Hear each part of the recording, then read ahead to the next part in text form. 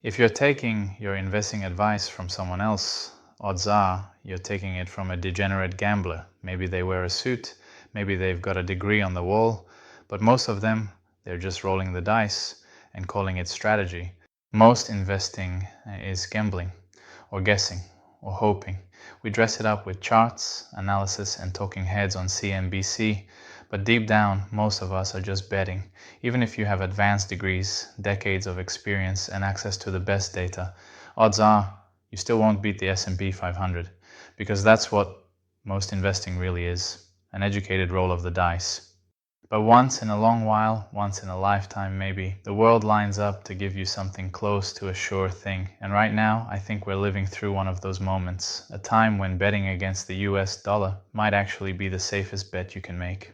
Let's be honest, most investors, retail or professional, don't outperform the index. Data shows over 85% of active fund managers fail to beat the S&P over a decade. They have resources, analysts, Bloomberg terminals, and they still lose to a passive ETF. So if professionals can't win consistently, what chance do the rest of us have? This is where the illusion of skill creeps in. We convince ourselves we can outsmart randomness, that we can find the next big thing. And maybe once in a while, someone does, but it's the exception, not the rule. Most of the time, investors are guessing which narrative will stick next. And when everyone's guessing, the house always wins. But this time feels different. Not because people suddenly got smarter, but because the system itself changed. We're watching the US government run record deficits year after year. Politicians across both parties keep spending, borrowing, and raising the debt ceiling like it's just another Tuesday. Trillions in new debt. No plan to slow down.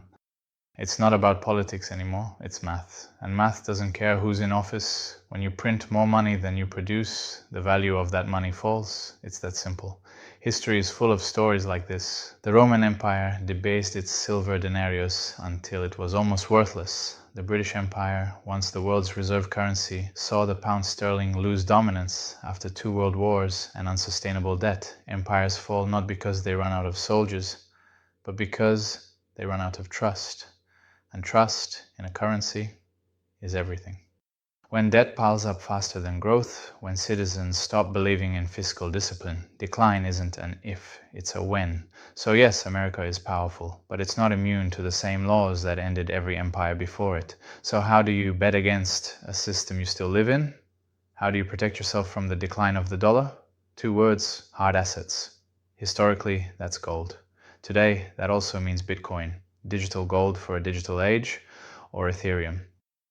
Gold has 5,000 years of history as money. It's durable, scarce, and trusted everywhere. Bitcoin has only 15 years, but it's programmable, portable, and beyond government control. We don't know what Ethereum is yet. It may be even better. So long as it doesn't kill Bitcoin, it's still a solid bet to treat Bitcoin as digital gold. You can always buy half and half, just in case gold is tangible.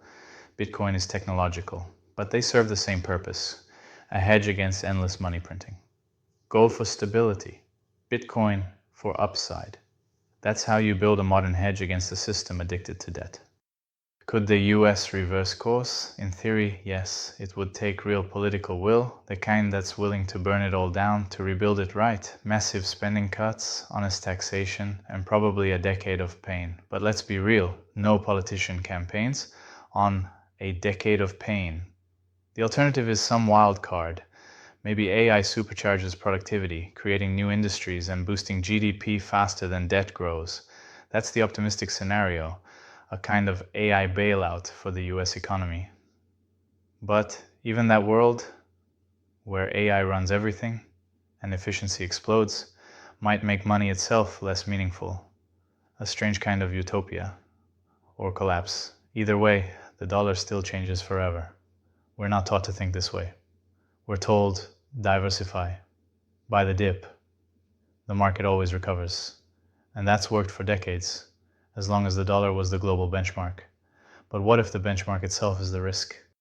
That's the mindset shift. It's not about chasing the next moonshot. It's about recognizing the privilege and responsibility of living through a moment when a sure thing actually exists. Because someday people might look back and say, this was the decade when the rules changed. And most people didn't notice. So here's the takeaway.